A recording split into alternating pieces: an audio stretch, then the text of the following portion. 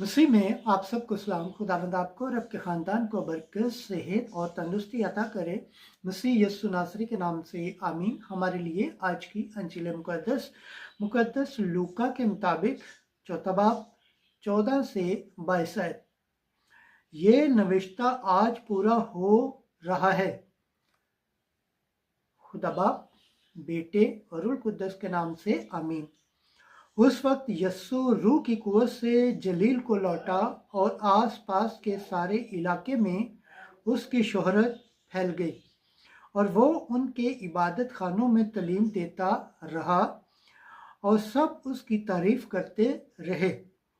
फिर वो नासरत में आया जहां उसने परवरिश पाई थी और अपने दस्तूर के मुताबिक सब्बत के दिन इबादत खाने में गया और पढ़ने को खड़ा हुआ और इशाया नबी का तुमार उसको दिया गया।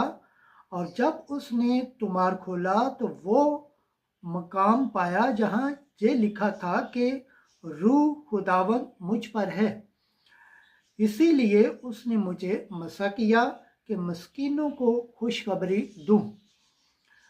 उसने मुझे इसलिए भेजा है कि कैदियों को रिहाई और अंधों को बिनाई और कुचले हुओं को आज़ादी बख्शूं और खुदावंद के साले मकबूल को मुंतशिर करूं।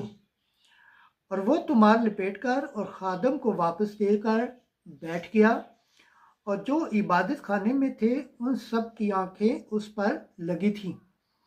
तब वो उनसे कहने लगा कि आज ये नविश्ता तुम्हारे कानों में पूरा होकर पहुंचा।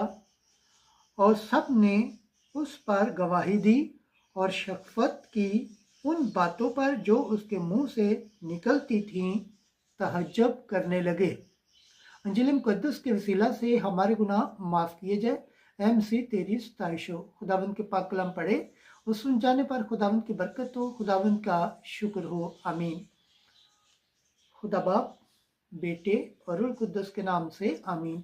अजीज दोस्तों, आप सबसे गुजारिश है इस चैनल को ज़्यादा से ज़्यादा शेयर करें, लाइक करें, सब्सक्राइब करें और कमेंट्स करें और बेल आइकन को प्रेस करना ना भूलें ताकि हर आने वाली वीडियो का नोटिफिकेशन सबसे पहले आप तक पहुंचे। जिस तरह आप खुदावंद के पाक और जिंदा कलाम से बरकत पाते हैं, सेहत पाते हैं, तंदुरुस्ती पाते हैं और खुदावंद की निजात हासिल करने के लायक ठहरते हैं, इसी तरह गैर अक़वाम तक भी इस चैनल को शेयर करें ताकि वो भी खुदावंद के पाक और जिंदा कलाम से बरकत पाएँ, सेहत पाएँ, तंदुरुस्ती पाएँ और खुदावंद की निजात हासिल करने के लायक ठहरें। आमीन।